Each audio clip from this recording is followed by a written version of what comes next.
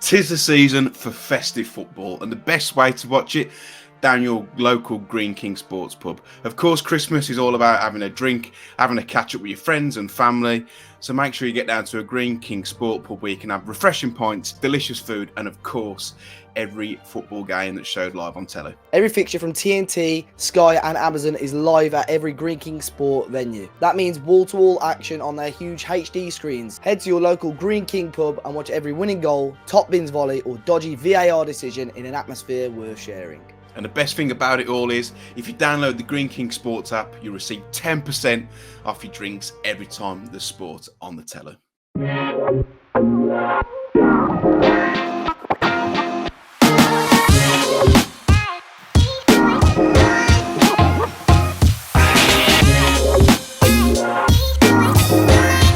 Hello and welcome back to the Talking Wolves podcast. I'm your host, Matt Cooper, and today I'm joined alongside Dave Azzopardi. Dave, how's things? A wonderful week of football last week. Unfortunately, both games involve Wolves. No, it's all good, thank you. Had a bit of a lazy day today. All this weekend I've been just shattered, man. All week actually. Like 3 days I've got back from work or during the day I've had a nap. I don't know what's going on. Because you're burning the candle at both ends, mate. That's what it is. Yeah, you're going out every weekend. You're not used to it. I always know when you've gone out because I'll see a tweet. Oh no! I'll wake up about 7 or 8 on the weekend, and I'll see like Dave put a tweet out like 3 hours ago, and it'll be something Gary O'Neill related. You know what? I was only meant to go. I wasn't even going to go out. I was going to actually, believe it or not, I was going to start the gym on Saturday night. So I had the match. I was going to start at the gym, and I finished editing the fans reaction. I was like, nah, I can't. I ain't got the motivation. Then my mate messaged, "Do you want to go to Weatherspoons? Just to Weatherspoons, and then we'll go home." And it gets to like 1 a.m. We're getting kicked out. I was like, right, where are we going now? So I ended up staying out till about 3:30 in the end again. So, oh man, that single life, mate. Yeah, not good. Well, then I thought I'll be quiet the rest of Christmas, like up till Christmas. But I mean, London next weekend, out at Christmas Eve as well. So. Yeah, I think I might come for a couple of beers Christmas Eve. I think we're staying after the game, so yeah, that's what I think I'm going to do. Mr. Russell, how you doing? No game for you on Saturday. You went to Crystal Maze, didn't you? Yeah. So no game on Saturday, but I had a bit of a wild one. So I was at my Christmas party in Copenhagen on Friday night. How about that? Yeah. Oh yeah. So I flew in on Thursday, and then I had my Christmas party.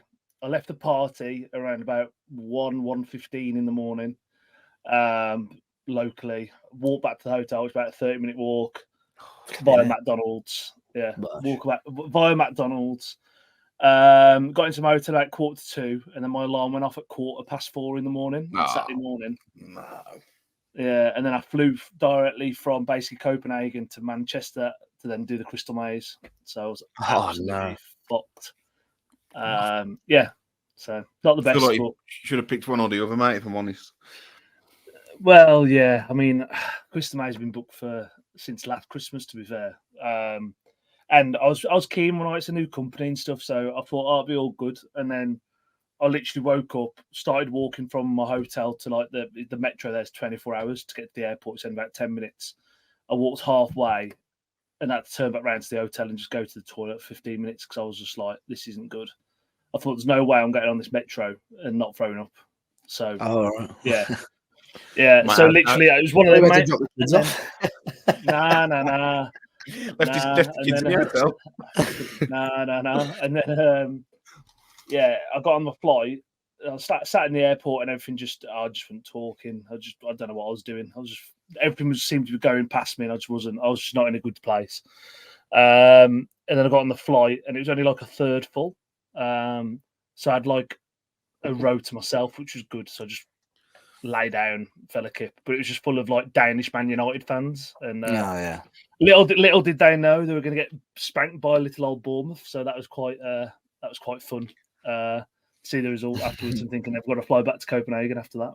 Have you ever been on a flight with someone famous or like sat on the same row as someone famous on a plane?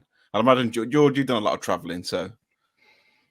So I've been on a flight with someone famous, but I didn't sit next to him. But someone from my work sat next to them, and it was someone.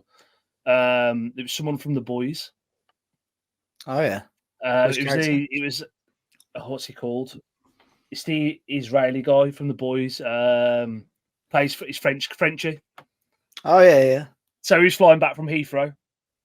You know what though? to If he walked past me, I don't think I'd recognise. I don't think I'd clock it's him. To be fair, I think he's one of the. He's a good character, but probably one of the most like unrecognisable people in there. To be fair. And I've been on a train back from the NFL in first class. This was with it was with Johnny and Raoul a few years ago, and their partners.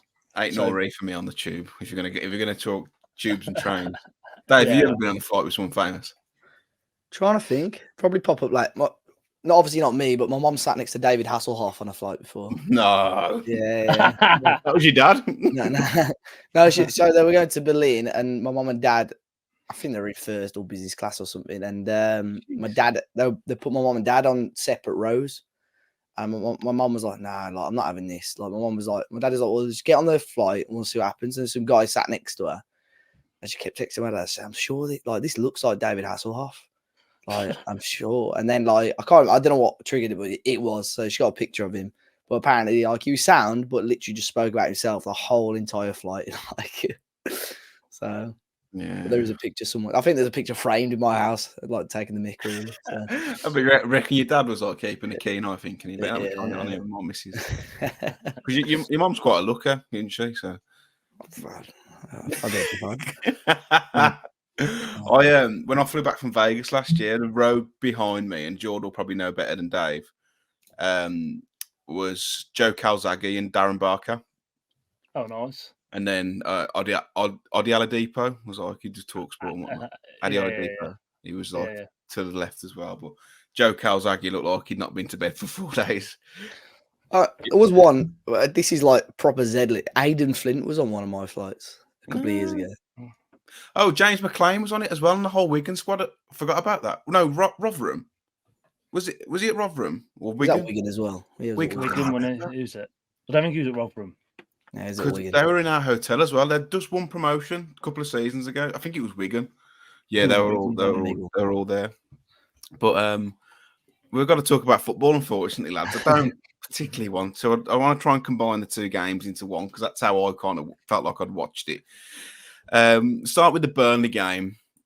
I probably thought was a better performance from the Forest game purely because of the result. But Sarabia in from the start, Dave.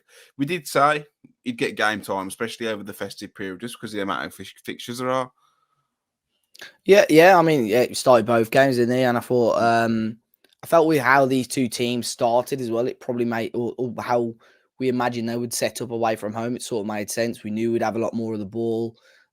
We knew that we're probably not going to be able to catch. It's not going to be a counter-attacking performance. I felt in some ways the way that both teams set up in Burnley and Forest. I don't think either of them set up negatively as such. No.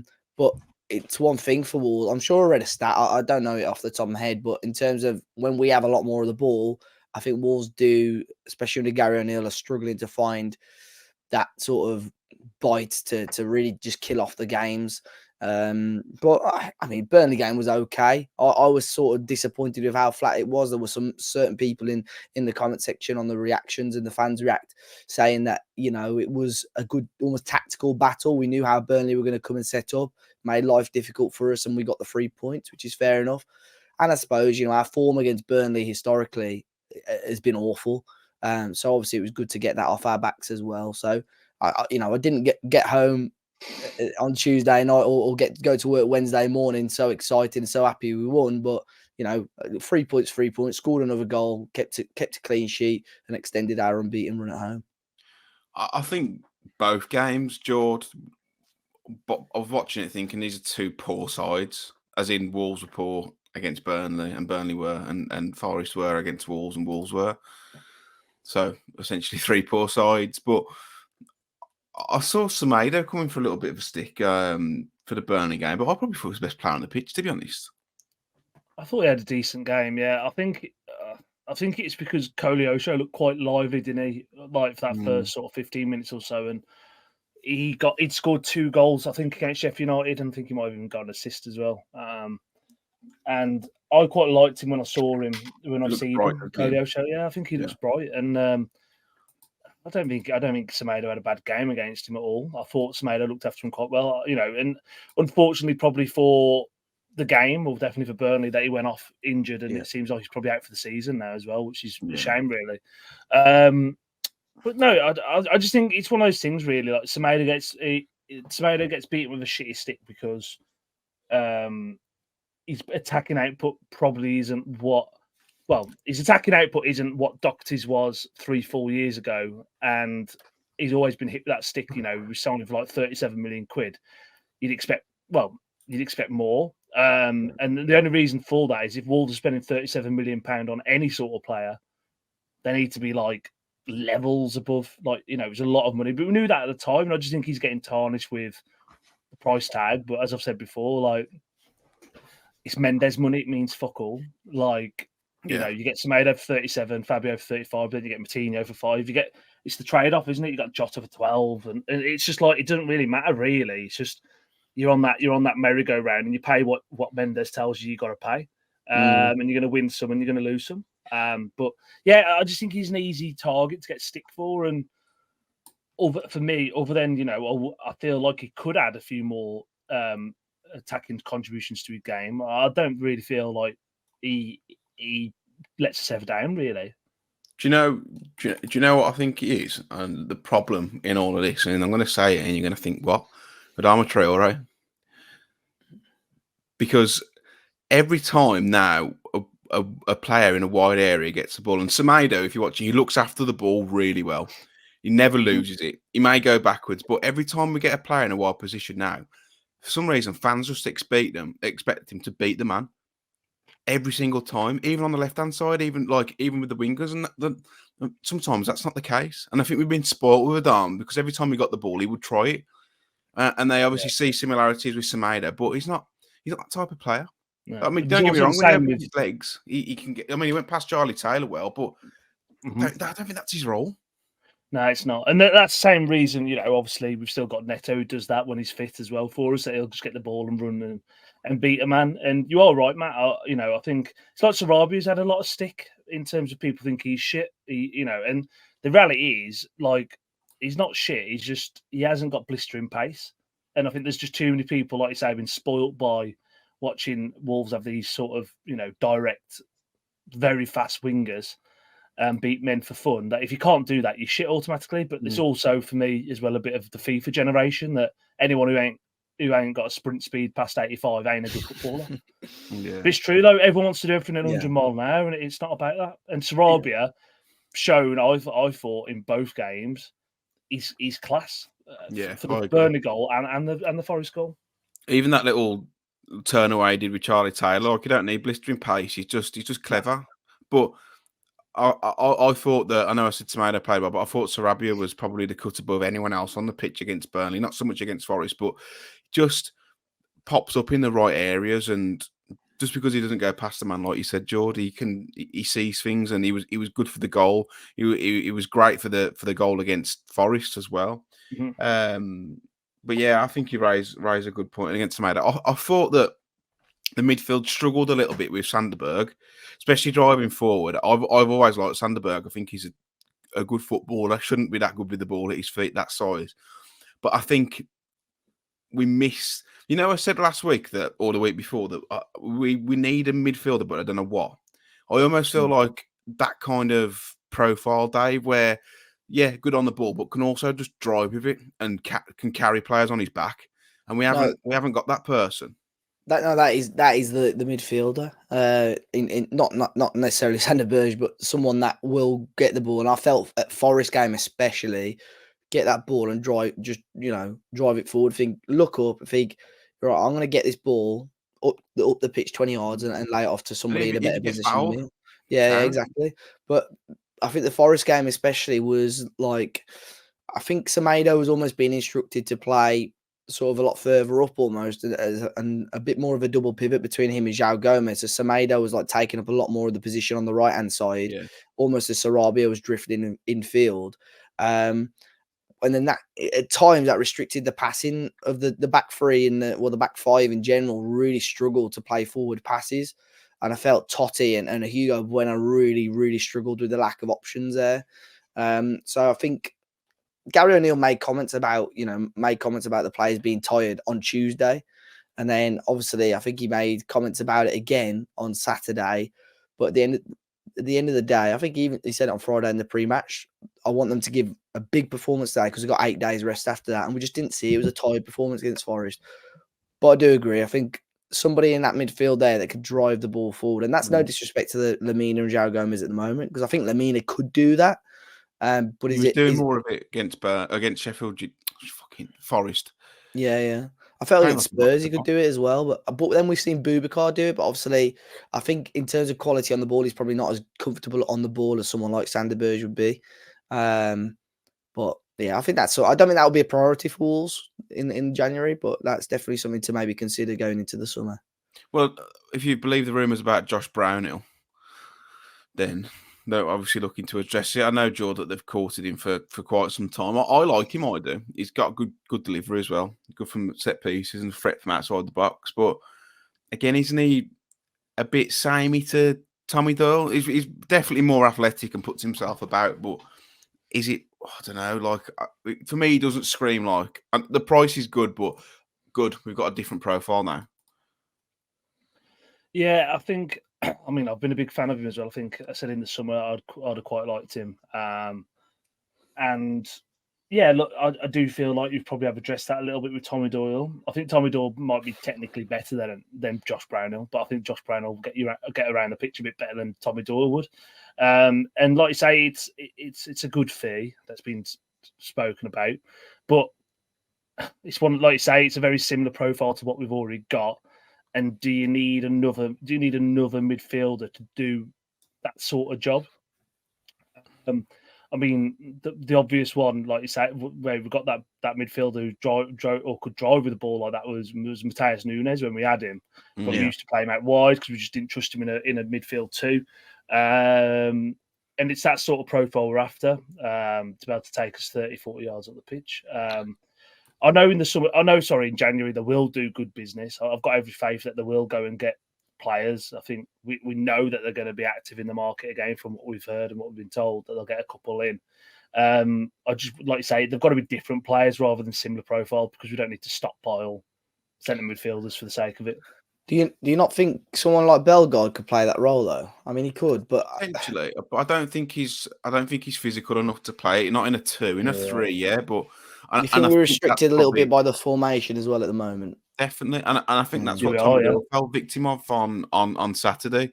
We could probably do with someone with a bit more incisiveness against Forest, but I agree. The fact that they're midfield free and that their team was like Land of the Giants in it, they're a big side, and that's probably why Tommy Doyle didn't come on. So I think he's probably still looking for that athleticism in the middle of the park. I would have brought for the Forest game. I would have brought Tommy Doyle on towards the end. I thought obviously Lamina wasn't in forced change; he had to come off anyway. I felt the Sasha change was possibly the wrong one, but it was too late anyway. I know I'll beat this drum again, but I would have brought Fabio on. I genuinely would have. I felt the lack of energy from the front line was like frustrating, like really, really frustrating. I feel like Fabio, even if he just sacrifices or pulls away a defender just to create a bit more space. And then Tommy Doyle, I would have brought on for João Gomez, because that was just screaming out for someone to pick out a pass. The set pieces again were woeful, both games, absolutely woeful. And you just need to, every time I see Tommy Doyle, I know he's not scored a free kick or whatever yet, but he just, wide free kicks or the corners just seem to be in the right position. In fact, we can't even get it past the first man at the moment still. And that's not just Bellegarde, that was Sarabia as well. It's just frustrating to watch. Really frustrating. I was saying this on Tuesday night, though, watching it. I was fortunate to be with the Sevlo boys. But we were saying in there, like, it's at the point now where it's got to be a tactic to keep going for the front post, because the Premier League, the professional footballers, like, it's not just like the odd one will try and hit the post. every single one. And the one time against Burnley, I think it worked, is when it sort of got flicked on. Then Dawson was at the back post, and it was like a shot cross, wasn't it? And I feel like that might be the tactic that they're actually trying to do to almost to win the second ball, almost get a flick on and then just cause chaos at the back post. But we've got some big blokes. I don't think we need to be that intricate with the corners in terms of just trying to try something. How dominant Kilman and Dawson are in the air at times, and then you add Totti into that mix as well. I just feel like just put it in a good area. Put it in a good area and just. I'll give Flo. I'll go kick going proper. You does just hit the penalty spot. Just get it. Yeah. Just, aim for the penalty spot. And I'd honestly play it short. Create a better angle for yourself, because then there's less error for room for margin. Trying to whip a ball in from a dead ball. Use the pace on the ball. Even if you just play it to Sarabia and he whips one in, an outswinger. Use the pace on the ball then, because you very rarely score direct from a corner anyway. It's always a flick, isn't it? Yeah. So if you change the positions around the opposition, then that's what I did. I thought Burnley were at the short corner as well. They brought 3 or 4 players over. People a bit on the edge as well, weren't they? Yeah, and I noticed that Josh Brownell said when they took the corner, he kept saying, be patient, don't force it, be patient. And they were, and they created some good openings. So let's talk about the goal against Burnley, though. Pretty well taken goal in the end. Pressed high up the pitch. Sarabia with a little cute touching field, and another Cunha assist, and then another Hwang goal. But Dave, composure in the box, took his opportunity very well, just ice cold. Little fang. That's a player with confidence and in good form. I think Hwang of 12 months ago would have lashed at that and tried to hit it first time. But I think there was almost, you're talking about obviously Burnley being patient. I think Wolves had to be quite patient because it wasn't a classic up till that point, and it was just waiting for that right moment and the right moment to trigger the press, and that's what Wolves did. Caught Burnley, lacking, and all three. That's the front three. That's what you need them to do. Combine a lot more. Sarabia to Cunha. Cunha is now starting to find his feet really, really well in the Premier League, not just both with goals and assists now. And like you say, Hwang, really good composure and a nice finish as well, past Trafford. But sometimes in those sort of games, I don't think Burnley offered a huge amount more other than that. I felt the longer the game went on without a score in a second, I felt this could be like vintage 2016 Wolves, and we're going to concede last minute here or whatever. But we got the job done in the end. You say that about Cunha, who started adding goals and assists, but I thought the last 2 games he's been crap.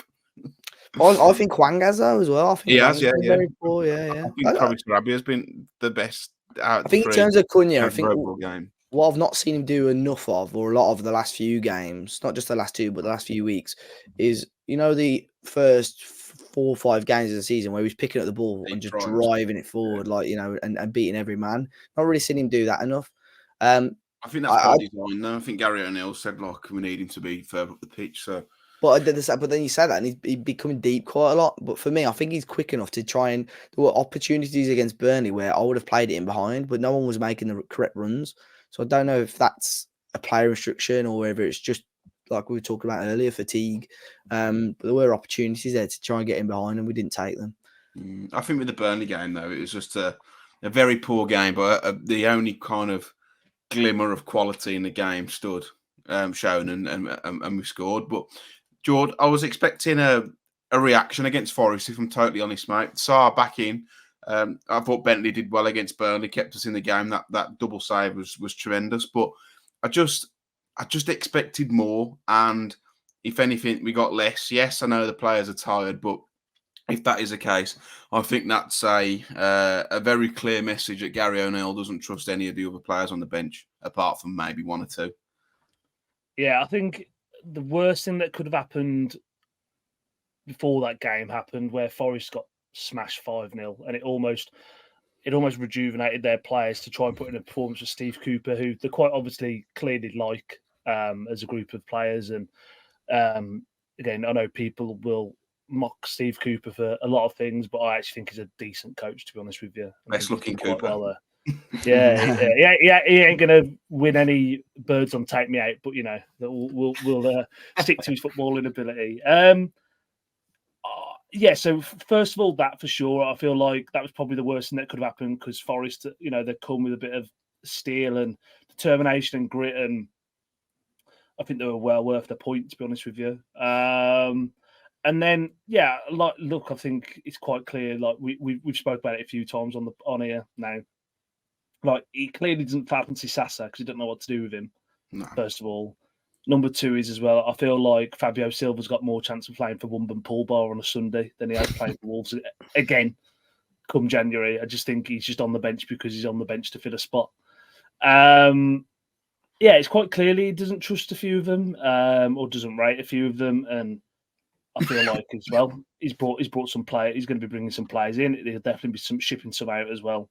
And I know that people will moan about what's happened in out of those two games, and the performances haven't been fantastic. But I don't feel like 4 points is a bad return. I feel like there's a lot of overreaction on social media at the moment about sort of where we are as a club and what we can do. And I feel like we've had some good performances. We've had some good results against some of the bigger sides in the league, should I say? And there's almost a bit of a clamour now, like why can't we finish eighth? Why can't we get one of those Europa League conference places? And you know what?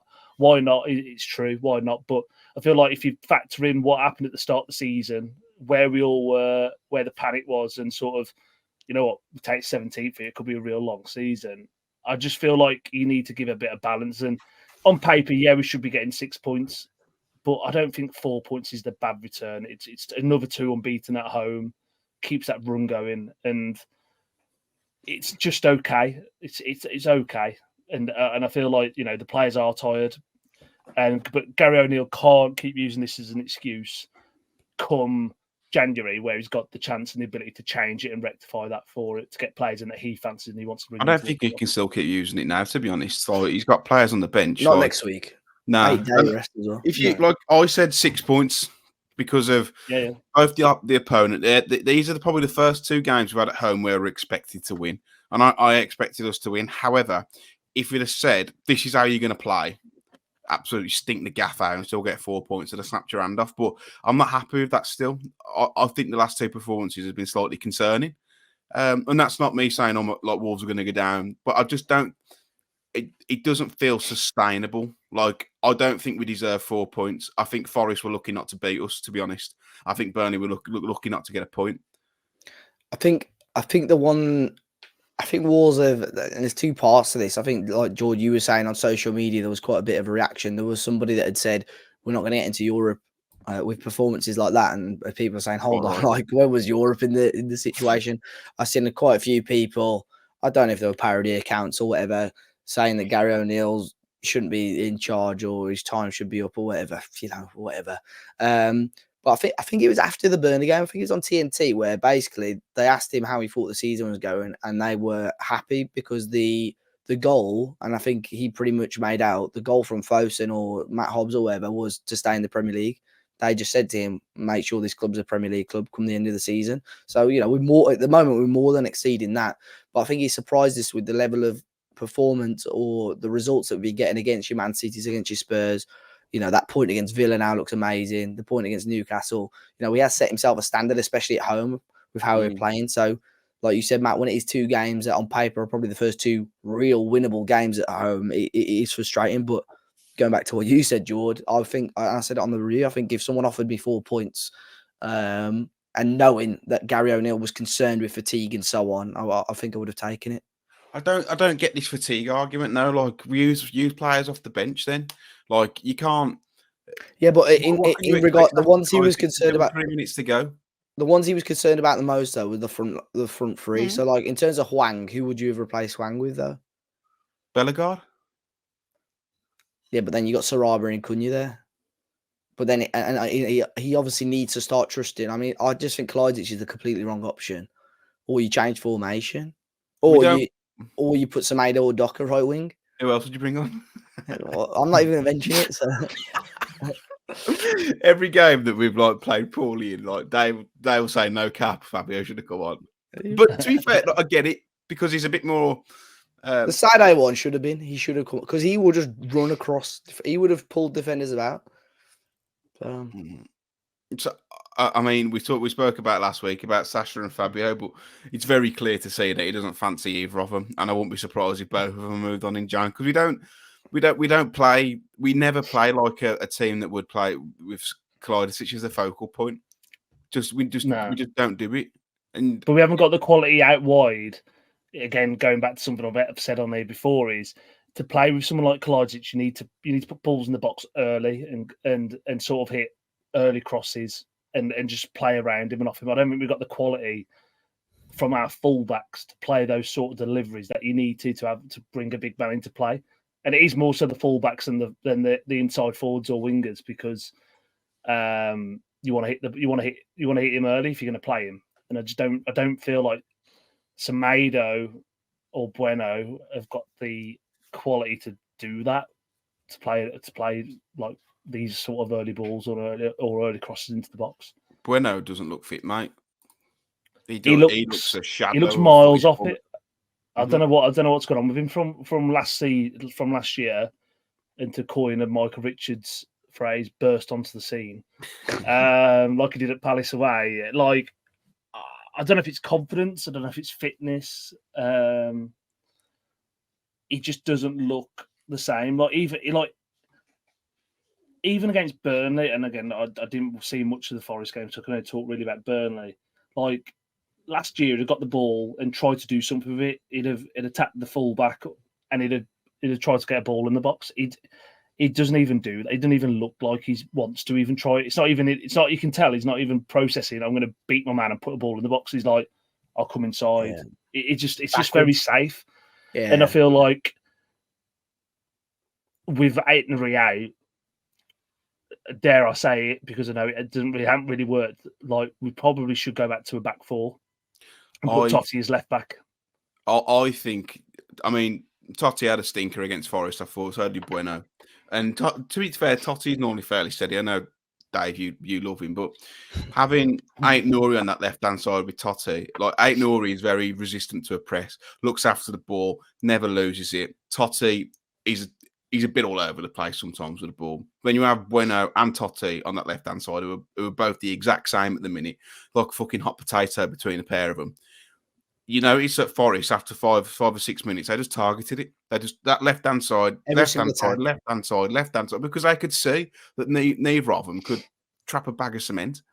Yeah, I was really disappointed. I mean, I mentioned 3 or 4 weeks ago, have I ever seen Totti Gomes have a bad league game for Wolves? I think the answer was yes. Now, like for Saturday, every time he faces a pass, I'm like, there you go, Dave. Yeah. So, but I agree. The Bueno thing, I really hope it is just lack of sharpness and maybe lack of game time with the confidence, because he looks like. It's like, you know, that joke about like 2023 wingers, like run forward to 10 yards, turn around and pass it backwards. He doesn't want to try anything. I think I saw a graphic of our passing. I don't know what it is. Like the passing network, and that one between the left back and left wing back is huge, and all the three centre backs just there, and the left back, left wing back to left centre back. But I think Totti was one of the reasons for the goal as well. I felt. He just looks so off it, like just so, like you said, hot potato, really struggled on the ball. And I think his first touch initially, I think the ball loops towards him, and his first touch is awful. It's a bit of a hospital pass from Bueno, to be fair. Yeah, it's not great. And then I think he's lucky not to have given away a foul as well. I think Totti then. And then obviously Forest recycle the ball, and that's when the ball comes in. I've actually watched it back. There were a few people to me moaning about Sarr. But Semedo cannot get. How many times does he get beaten on that header behind him? It's like I remember. The Brighton game last year when he had a drop 0 out of 10, and Matoma was unbelievable. Got sent off. Happened there once or twice. That is his weakness. That is his real weakness. I think the thing is though, there, like, you don't even have to win the ball.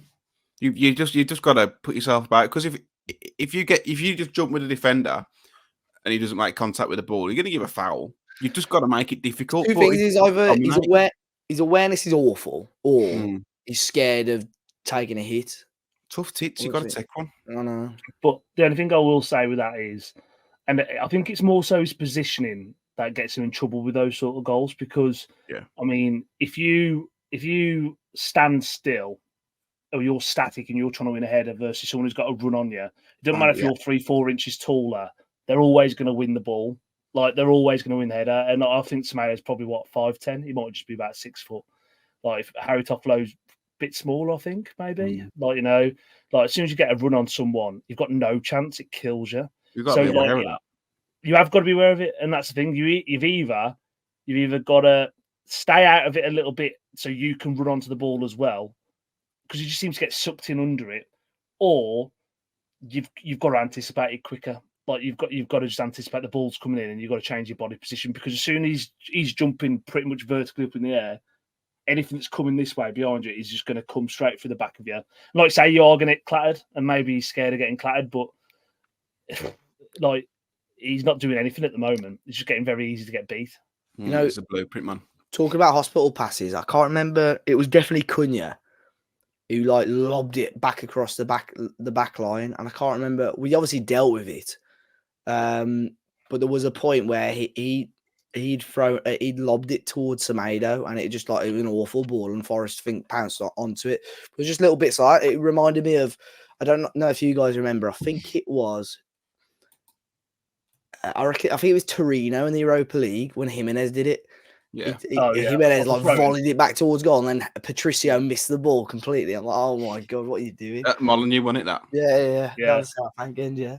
But yeah, there was a pass. I was like flipping it, but it was just silly things like that. And I think we were quite fortunate to get our goal before half time, and that was that first bit of quality that we showed all game, because I think Forest would have made life so difficult in the second half if we got into half time and they were still 1-0 up. I know the Sarabia goal from an individual point of view against Spurs, probably the goal of the season, but I think that's our best goal of the season so far in terms of working a move, and it's just a clever run from Sarabia again. Good ball by Lamina as well, I think. Yeah, brilliant ball. When I watched it in real time, I thought it was a lot closer, but I watched it back a couple of times, and it's a threaded ball. It's not a couple of yards away from him. But it's a great finish as well from Cunha, but I just don't know why we just can't go on then and push on, because that was the only real chance we had. And Forest, they missed a couple of sitters back in the North Bank end, but again through, like you said, Dave, by careless mistakes. Like Boubacar, that header that they should have scored, it was a miss of the season. It's an absolute sitter. But you've got Boubacar on the one side getting muscled out of it, and then Doherty fucking around with it on the other side. Yeah. But if that goes in, you kick yourself. You kick yourself. And I think Forest can feel a bit hard done by. And everyone said they'd come and park the bus. They showed more threat than us. I thought they were going to. I felt with what was on the line for Steve Cooper and the fact that they weren't attacking and they weren't playing on the front line. You could see that by Wolves' possession. But Wolves, the possession was just the back three or the back five passing it to each other. We didn't. That was why the Lamina pass was the first time someone said, you know what, let me try something. And it worked. We didn't want to take any risks. It was so safe on Saturday. And that's what ultimately why we didn't get the 3 points. But like Forest didn't park the bus. You know, if that's what you want to say, you could say we've parked the bus for 90% of our games because we do sit low and try and counter attack, and that's exactly how they played. And ultimately, like you said, had the better chances and probably with better forward players would have won that game. So the last two games have been so one-dimensional, so passive, so predictable, so one-paced, and it's got to be better against West Ham on Sunday. But again, we're now playing a team who have just been thumped 5-0, and Dave, it's going to be a difficult task. It'd be a difficult task anyway, but even more so now. I'm just hoping that Aït-Nouri's back or Neto's back and can play a bit of a role in it. I'm not sure what the status is with those guys, but yeah, one of those two are a must. I think we missed both of them. Yeah, we missed both of them at the weekend. I think that West Ham Fulham result is probably going to be a bit of an anomaly for West Ham. You know, they beat Spurs last week. Although their fans aren't 100% happy with David Moyes, I still think he's done slightly better than what they were probably expecting. And it's going to be a difficult place to go. You know, they thumped us at their place last season. And we've not been fantastic away from home. So I'm hoping, you know, if we can get 3 points from this game, get something against Chelsea, because I do think they're going to have a reaction soon enough, and it'll be sod's law it's against us. But again, if you could get 2 to 4 points from these next two games, remain unbeaten before Christmas, I think I'd be happy. Yeah, I'm not too hopeful about Sunday, Jord. I think the Chelsea game will probably win. But what are you thinking coming into this game? I just think a point's a good point away from home, really. And I feel like they're a good side. I know the West Ham fans have a moan about David Moyes, but I mean, he's done an unbelievable job for them. Like, unbelievable. And I feel like he gets a lot of stick or a lot of snobbery just because of the United job. And people taking the piss and memeing that. But I'm telling you now, I think if the Man United would have stuck with David Moyes, they'd be in a far better position than what the club is now. Put it like that. If they give him a bit more time, I think West Ham are a solid team. I think they've got good players. I've always liked Jared Bowen, even when he was at Hull. They've got Edson Alvarez. Kudos is there now. They're just a solid team. I always feel like playing West Ham, you know what you're getting. They're going to be physical. They're going to be tough to break down. They're going to be resilient. And I think, if we go there and get a point, great. I think they're in Europe, aren't they, on Thursday as well? I'm not sure if they've got any permutations of whether they need to play a strong side or not. It'd be interesting though if they need to get anything from a European game on Thursday, then to play us on Sunday, we might get or be able to take opportunity on a bit of a hangover from them. But it'll be interesting as well, and to see what sort of reception Craig Dawson gets, because I know they all fucking love him down there, don't they? Yeah. And he's due a goal. I say this most weeks, but he's due a goal. I'm telling you. So if you could go there and do it, happy days. They've got Freiburg on Thursday at home. Whoever who I think West Ham need to win that game to stay top. They're both on 12 points, but Freiburg have got a bit of goal. They're both through anyway, aren't they? Yeah, but you don't want to come second, do you? No, you mean Nice chance for you, Dave. I was going to say though as well with West Ham as well. I think Antonio might be out as well, and he's always someone that gives us kittens, so that might also help us a little bit. They tend to do well against these big, strong, physical strikers. So Paquetá's the one, mate. Proper good player. Yeah, good player. Proper player. Moving on to the questions, lads. We've actually had a question from another Wolves podcast this week, the 77 Club. They've asked, who would you say has the highest IQ in the current Wolves squad? I reckon Kilman's got to be up there. Okay. I think Cunha, because he speak like 5-6 languages. Yeah, true. I've met Craig Dawson in the Crown Plaza in Villamora, and he was this was years ago, and he seemed like quite intelligent for football. I think it's hard with like the foreign lads because like you don't know really how they come across, if they do come across clever or whatever. But I think I think that's probably a good shout. I don't know. It's a hard question. I think Kalidasic could be quite clever as well from his interviews and stuff. Well mannered. Yeah. Jord? I'll go with Wang because he's now my best mate. What's his name, mate? Because he wasn't my best mate, was he, last year?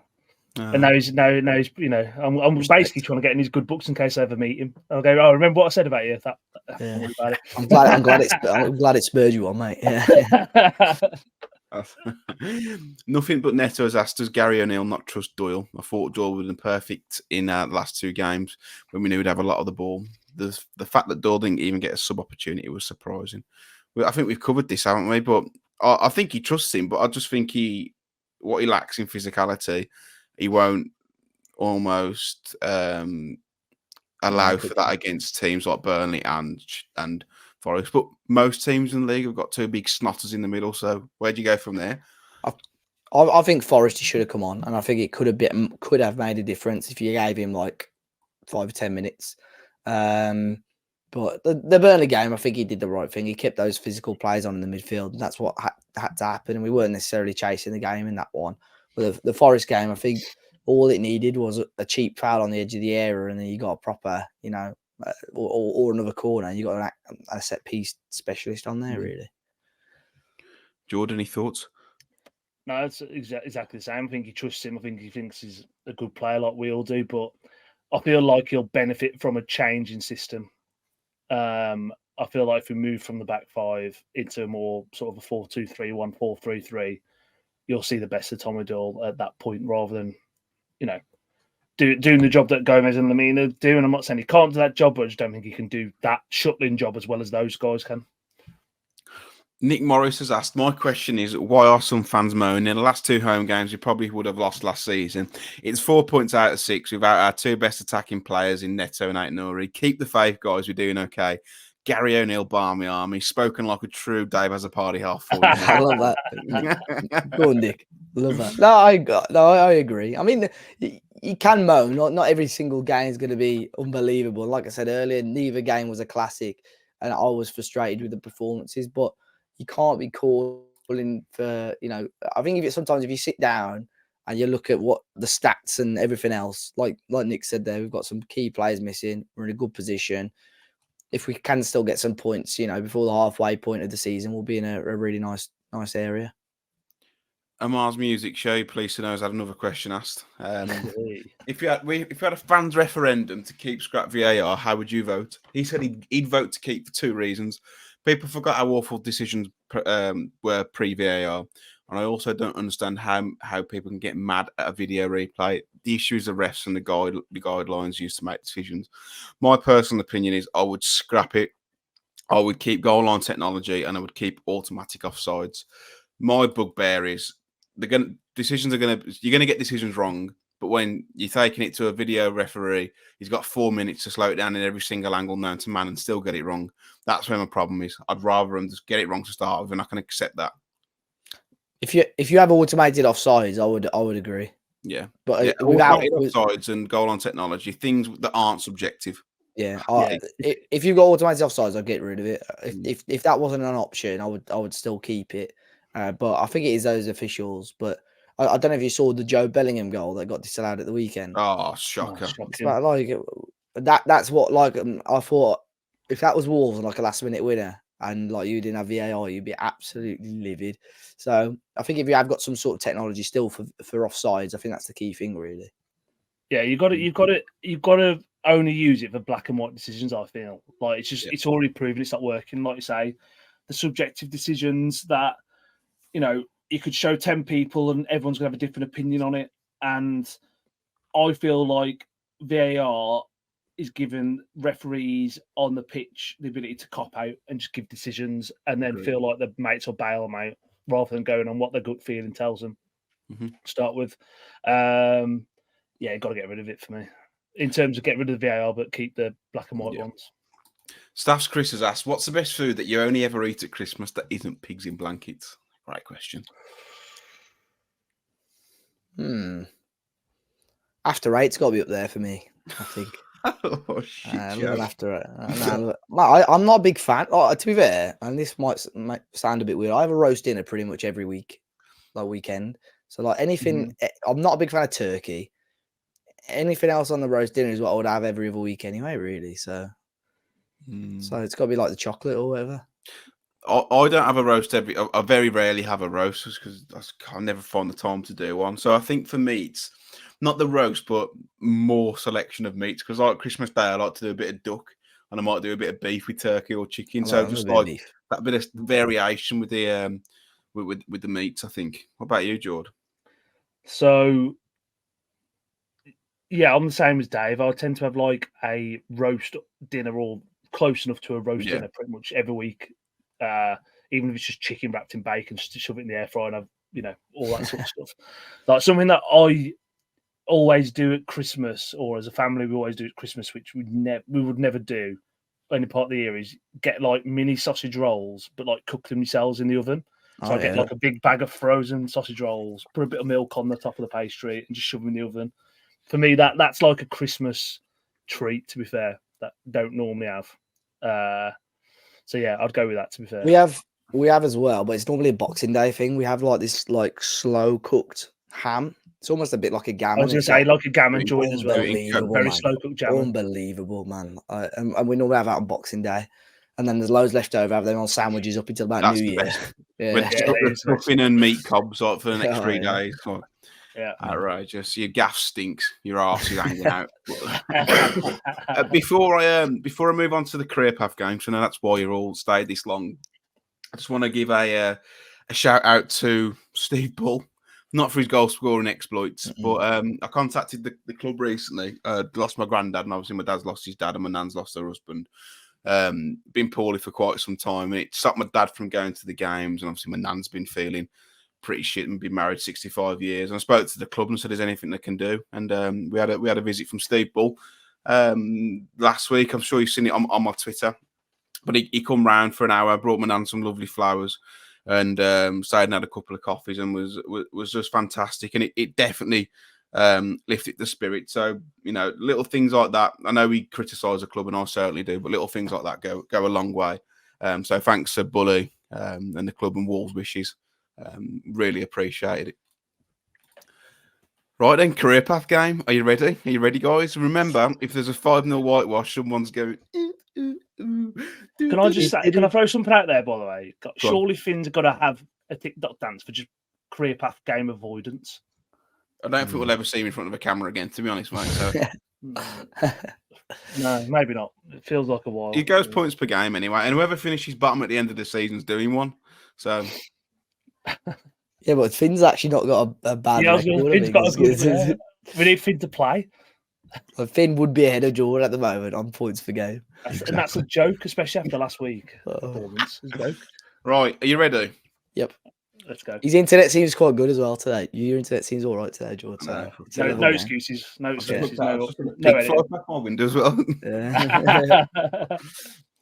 This player started his career at Celtic in 2005, making 0 appearances, scoring 0 goals.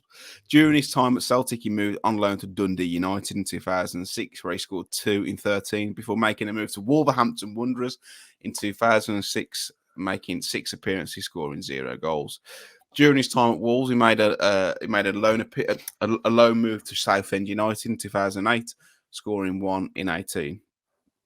He then moved to Aberdeen in 2008, where he stayed there for 2 years, scoring 9 in 72. Before a big move to...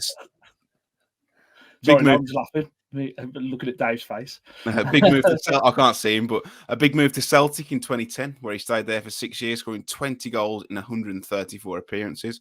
Before he moved to Blackburn Rovers in 2016, scoring 27 in 100. Charlie Mulgrew? Oh, it's Charlie Mulgrew! I was literally about to say, I didn't think he started it at Celtic. No, or me. I was getting confused. Yeah, he played a lot for Celtic. It's just the Blackburn thing then. That man. Looks hesitated and you jumped in. Head's gone. I think we can have a whitewash on our hands. Dave just wants to do well. You ready? Yeah. This player started his career at Derby County in 1991, scoring 53 goals in 190 appearances. During his time at Derby, he went on loan to Torquay United in 1994, where he scored 5 in 10. He moved to Leicester City in 2001 and scored 6 in 22. Dean Sturridge. Oh, my word. He's on fire. I was going to say Addy Akinboy, to be fair, so it's a good shout. Belly goal. Jude. I'm more pissed off that my record's not looking great. It's not looking good, Brett. Just got to respect the opposition, Dave. You know, good players. You have. This player started his career at Chelsea in 2001, where he made 4 goals in 25 appearances. He moved on loan to Wolverhampton Wanderers in 2002, scoring 1 goal in 7. Carlton Cole. It's Carlton Cole. Come on! It's gonna happen. You purposely put fucking ones like Jord's era today. I'm sure. What do you mean, Jord's era? He's only 15 years older than you. 15. That's still a bit harsh. That was a joke. Oh man, Jord's on fire. Fuck. Are you ready? I feel like Davey could get a bit of a comeback here. Come on. This player started his career at Cannes in 2002, scoring 2 goals in 96 before moving to Marseille in 2006, where he stayed there until 2009, scoring 2 in 72 before moving to Wolverhampton Wanderers in 2009, scoring 3 in 61. In 2013, he moved to Ajaccio, scoring 2 in 38 before moving to New York Red Bulls in 2015. Ronald Zuba. Oh, it's Ronald Zuba. Come on. Jord, come on. Libash. Well played, Dave. I had no idea then. Love Zubar as well. Zubar.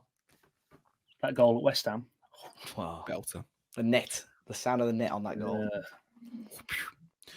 Your final player, fifth and final player, started his career at Manchester United in 2015, scoring 0 goals in 10 appearances. Cameron Borthwick-Jackson. It's Cameron Borthwick-Jackson. Oh my fucking god! I think that's the quickest we've had. I think.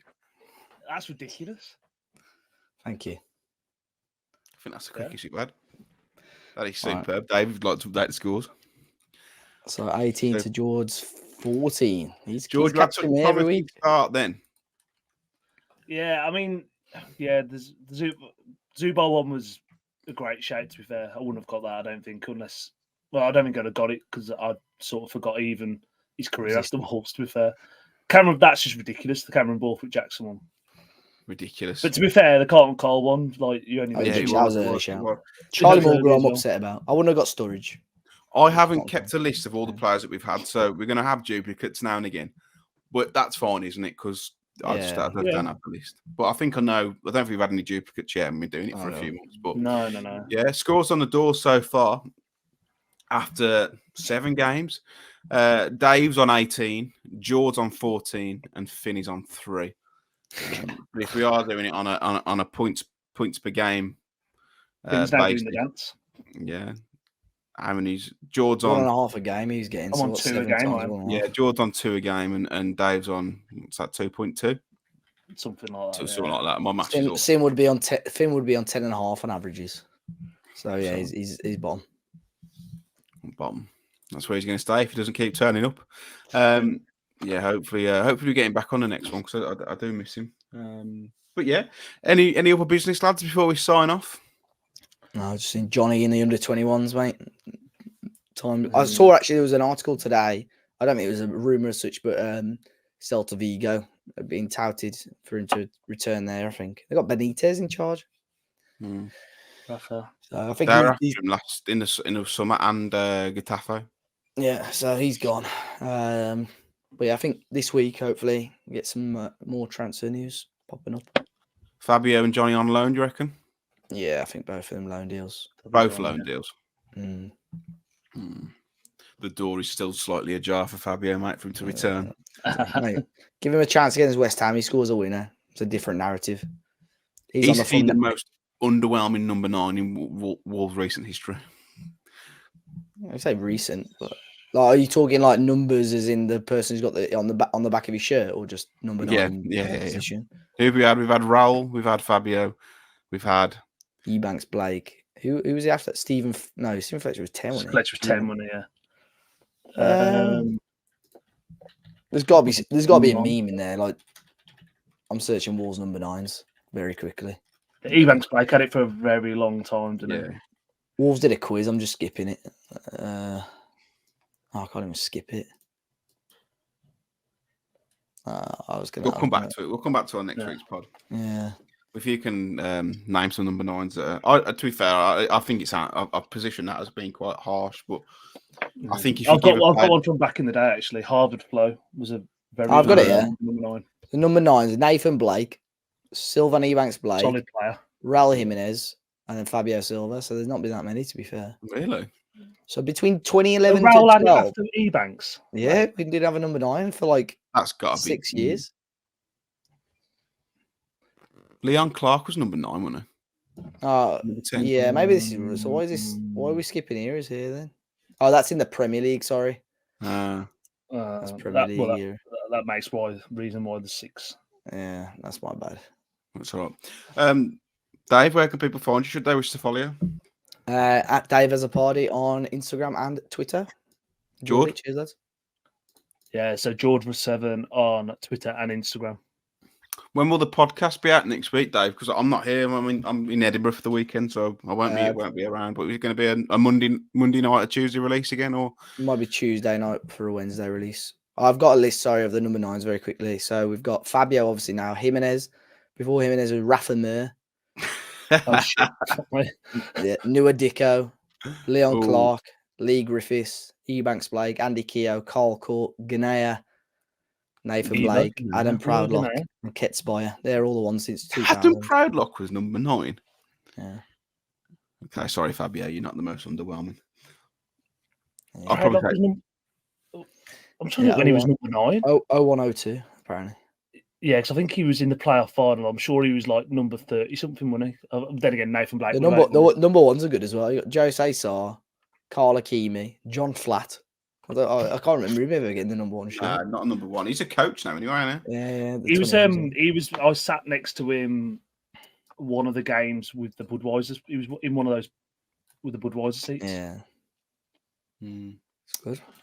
Yeah, we are Talking Wolves across all social media platforms, and of course, if you've enjoyed it, let us know. Like, subscribe, leave us a review if you're listening on Apple and Spotify. And until next time, hopefully we've got something a bit more positive to report back about. But yeah, until next time, take it easy. I also saw someone said about the Maltese beer, Dave, in the comments. There was a few comments. There was a few. But there was somebody who I reckon was of age. It said he had the wild berries and it was gash. And by of age, I reckon he was like into his 40s plus. So using the word gash, I rate that. Dave has a party won that account, wasn't it? On a boosty engagement. Until next time, guys, take it easy and look after yourselves.